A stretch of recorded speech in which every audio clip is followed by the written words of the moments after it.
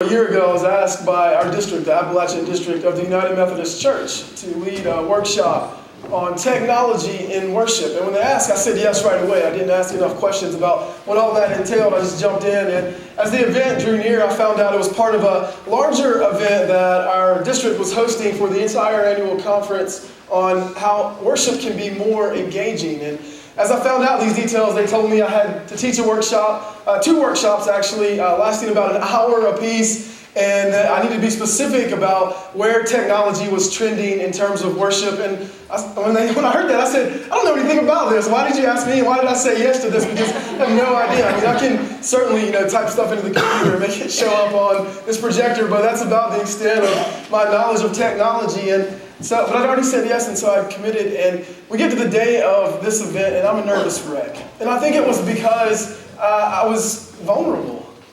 In the moment, I had to teach on something I didn't feel qualified to teach. I had to give a presentation. Perhaps there would be more people who are experts at this subject than me in the audience at that workshop. It was a complete moment of vulnerability. But what I learned is I had to step into the arena. I just had to go for it. I couldn't say no. I had to just give it my all and step in, embrace the vulnerability, and step into the arena. Now, this phrase that I'm using, stepping into the arena, actually comes from a quote by Theodore Roosevelt, and I want to read this quote to you because for me, symbolizes everything that this sermon series is about. It's not the critic who counts, not the man who points out how the strong man stumbles or where the doer of deeds could have done them better. The credit belongs to the man who is actually in the arena, whose face is marred by dust and sweat and blood, who strives valiantly, who errs, who comes short again and again, because there is no effort without error and shortcoming, but who does actually strive to do the deeds, who knows great enthusiasms, the great devotions, who spends himself in a worthy cause, who at the best knows that in the end, the triumph of high achievement, and who at the worst, if he fails, at least he fails while daring greatly. This sermon series comes to us from a book written by Brene Brown. It's called Daring Greatly. And the subtitle of the book is How the Courage to be Vulnerable Transforms the Way We Live, Love, Parent, and Lead. And the best way I can summarize where this series is going is from that quote from Teddy Roosevelt, that it's the person who steps into the arena, the person who embraces vulnerability, the person who understands that we have to be all in, and out of our weaknesses can come God's strength alive in us. Now, before you start thinking this is just some self-help, mumbo-jumbo, kind of moralistic sermon series, and I realize that could be a critique of this using a secular kind of book. And if you want to dig deeper, I encourage you to check out this book from the library or pick it up. Can explore these topics in a greater detail than we can in this 4-week sermon series. But lest you think we're just moralistic, therapeutic kind of deism here, what we're actually, I think this really gets at the core of the Christian experience. And if I didn't believe that, then we wouldn't do this sermon series. And here's what I mean by that. I think at our core, we serve a God who understands what it's like to step into the arena. We serve a God who understands something about vulnerability. And what I mean by that is that God, in God's perfection, decided to send God's Son, Jesus Christ, to earth, the incarnation. Stepping into the arena of human flesh and moving into our neighborhood, God chose to be vulnerable enough to come and live among us. And not just live among us, but Christ then, in the world's greatest act of vulnerability, decides to die for us so that we might have life. So when we talk about stepping into the arena, when we talk about embracing our vulnerability, we're talking about serving a God who knows exactly what it means to step into the arena and be vulnerable, to give up one's life so that out of the weakness of the cross, we might be made strong because of the work of Christ in us. Now, the early church didn't always understand this right away. As you can imagine, they had a hard time comprehending that weakness was even a thing. They didn't want to serve a God who died. They didn't want to serve a God who represented a weakness of character flaw, or any sort of weakness. And so they developed their own theology. They started making stuff up. And the result of this is that they decided that, well, we're going to leave out the parts of Christianity that talk about the weakness of God. And as a result of that, they decided to leave out the cross. They were serving a Christianity that was watered down. They were serving a Christianity that left out any part of suffering. They didn't want suffering to be part of the Christian experience, and so they just skipped over anything that was talked about as far as the cross was concerned, and they just assumed that Christ was some sort of superpower and could just not suffer death, even death on the cross. And to make matters worse, in the early church, when they were trying to get around this and they were trying to bypass this theology of the cross, they had some pretty charismatic people that were proclaiming this false message. The Apostle Paul calls these charismatic people, he calls them super apostles. And I use air quotation marks because the Bible actually uses quotation marks to call these people super apostles, which I'm only assuming is like an ironic name, like calling a fat person tiny. And these words, super apostles, says the Apostle Paul. But these people were the kind of people who had their act together. They seemed like they had it all going on. Leadership qualities, they're a 10. Speaking, they're a 10. There was no flaw, apparent flaw in these super apostles whatsoever. And because of their charisma, because they appeared to have everything together, people started following this false gospel. The early church decided to follow these people. And so what would happen is, we even see in some of Paul's letters, he'll say, well, you decided to follow this person, and over here you decided to follow that person. And it was because these people were presenting this watered-down message of Christianity. Christianity that bypassed the message of the cross. And because they seemed to have it all together, because they didn't embrace their weakness, people began to follow these people instead of following the true message of the cross. So Paul, the apostle, has to write letters to these churches and say, wait a second, we need to rethink what we're doing here. You've missed something about that. And so we pick up the story as Paul writes to this church at Corinth, correcting them about what they had been believing, and Carol's going to read that for us today.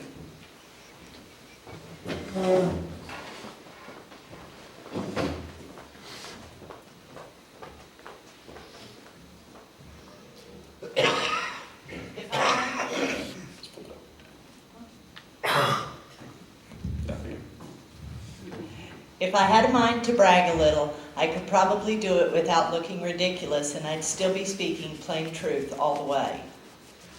But I'll spare you. I don't want anyone imagining me as anything other than the fool you'd encounter if you saw me on the street or heard me talk. Because of the extravagance of those revelations, and so I wouldn't get a big head, I was given the gift of a handicap to keep me in constant touch with my limitations. Satan's angel did his best to get me down. What he in fact did was push me to my knees. No danger then of walking around high and mighty. At first, I didn't think of it as a gift and begged God to remove it.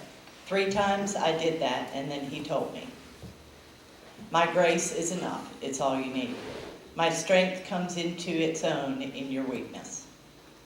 Once I heard that, I was glad to let it happen. I quit focusing on the handicap and began appreciating the gift. It was a case of Christ's strength moving in on my weakness. Wow.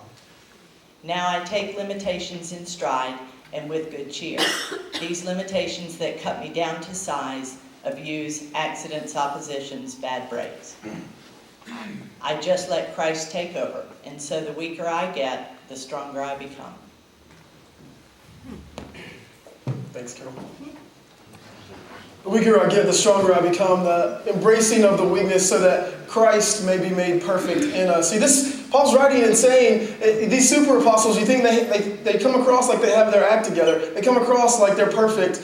But really, the true message of Christianity is that only in our weakness can Christ be lifted up and made strong. Paul uses the term, and the reason we chose the Message translation today is for this one phrase, the gift of the handicap, the gift of a handicap that he uses. You might have heard it before, a thorn in the flesh is other ways to translate this, and we don't actually know what that was for the Apostle Paul. Our best guess is that he had some sort of physical ailment, probably blindness, that he was asking God to remove this ailment from him, this gift of the handicap. And I love the fact that he refers to it as a gift. I think that sums it up better than a thorn in the flesh, because a gift of a handicap means that because he had this weakness, that what the world would see as a weakness, He wasn't able to be lifted up, but Christ was able to be made perfect through his weakness. It truly was a gift for him because he couldn't boast of his own merit. He couldn't boast of the things that he was doing, but he could only boast because Christ was being made perfect through his weakness. I think, brothers and sisters, that we struggle with the same sort of thing. Just imagine for a second, picture in your head the person that comes to mind when you think of the most successful person in America. Don't tell your neighbor who that is, but just think about it in your head for a second. Person that comes to mind, first person you think of when you think of somebody that's the most successful person in America. Now, I'm guessing that person that's in your head right now is somebody who appears to have it all together. I'm guessing that it's somebody who doesn't have any glaring weakness or character flaw about them. It's somebody who probably has a position of authority, somebody who has a certain amount of wealth, somebody who's trim and fit, somebody who appears to have their entire life together. And so, as a society, you can see by this simple exercise what we tend to value. We tend to value the same thing as the church at Corinth. We value this whole idea of perfection. We value this whole idea of bulletproof. And so much to the fact that we'll even put on a fake front and pretend like we have it all together just so we can look like we do have our act together. When in fact, I think, brothers and sisters, the essence of what it means to be a follower of Jesus is that instead of pretending to have our act together, instead of pretending like we have it all worked out, what if instead we were vulnerable enough to step into the arena? What if we were vulnerable enough to step in and embrace the weaknesses in our lives so that Christ could be made perfect through our weakness? God tells the Apostle Paul, "My grace is enough." My grace is enough for you. It's through my grace that you are made perfect in your weakness. And yet time and time again, we fall into this trap of having to look like we have our act together, faking it through life. When Christ is challenging us today, we don't have to pretend anymore. We can embrace our weaknesses, step into the arena so that we can live a life of daring greatly, so that we can live a life of not having it all together and embracing that. One of the quotes from Daring Greatly sums this up, I think, perfectly. From the very beginning of the book, Brene Brown says, "Perfect and bulletproof are seductive." Right? This is what we look at when we think of somebody that's successful. We think they're perfect and bulletproof, but they're not. Because that doesn't exist in the human experience. Rather than sitting on the sidelines, hurling judgment and advice like the critic and the man in the arena, we must dare to show up and let ourselves be seen. This is vulnerability. This is daring greatly. Now, I don't know about you and your circumstance. I don't know what it means for you to be vulnerable. I don't know necessarily what it means for you to step into the arena so that you can live out of your weakness and let Christ be made strong in you. But I'm guessing that somewhere along the way, you've got a big event coming up. You've got a presentation that you're dreading, and it's requiring you to be a little vulnerable. I'm guessing that you have a conversation that you've been putting off with somebody because it's a hard conversation and it's going to be difficult to do. And you've been putting that conversation off because it requires you to be vulnerable. Maybe some of you today, maybe your act of vulnerability was just showing up here at church. And because of that, you can experience God's grace being made perfect in you. Maybe for you, being vulnerable means next week coming and joining one of our bridge groups so that you can begin to enter into relationships in your life where you can embrace the weaknesses in your life, not so that you can pretend to have it all together anymore, but so that others can share in the perfection that's being made in you through Jesus Christ. So at this workshop, as I'm teaching on technology and worship, I don't really know what I said. It probably will, in the long run, not even make a difference, or anybody would even remember anything I ever said. But I learned a powerful lesson about vulnerability that day. And it wasn't through anything that I said or did. It was through an old man named Bill. See, part of this workshop was that by the end of the day, we would all create this engaging worship service together.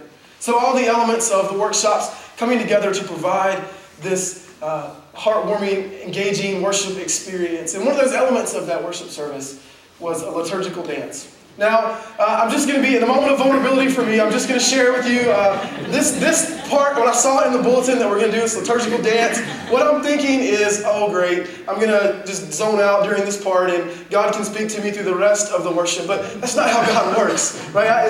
If you've ever questioned God working through something, right, that's usually when God speaks to you the loudest. And it's because you're in that moment of vulnerability and God can use those moments. And so, these people had been working on this liturgical dance all day. That was the workshop that they had been doing all day long. And so it came time for the worship service, for the liturgical dance part of the service. And so they had been in a back room somewhere, a green room, I don't know where they were, but they come out this side door and into the worship space. And there were probably 9 or 10 women, ages 9 through on up. And then there's this one man, Bill, who was dancing with all of these women. And I've got a picture of it. You can see Bill's probably in his 80s. Somebody who understood what it meant to step into the arena. Somebody who understood what it meant to be vulnerable enough to let God use his weaknesses so that Christ could be made perfect in his weakness. Christ was lifted up. There was not a dry eye in this entire congregation, and it was all because Bill understood what it meant to step into the arena. Bill understood what it meant to be vulnerable. Bill understood what it meant to dare greatly. Brothers and sisters, Christ's grace is enough. The grace that God is offering you is enough. How are you daring greatly so that God's strength can come into its own, so that God's strength can be made perfect through your weaknesses? Let us pray. God, we praise you because you modeled for us what it means to step into the arena. In an act of vulnerability, you sent your Son to take on flesh, to move into our neighborhood. Not an act of weakness, but an act of love. And through the death of Christ and his resurrection, you are offering us life. Not an act of weakness, not an act of vulnerability, but an act of strength. So teach us how we can live into that. Teach us how we can begin to embrace our flaws, embrace our weaknesses, so that we can't boast of ourselves, but that your grace might be made perfect through us. Because we were willing to dare greatly. We were willing to step into the arena so that your grace might prevail. In the name of the Father, the Son, and the Holy Spirit.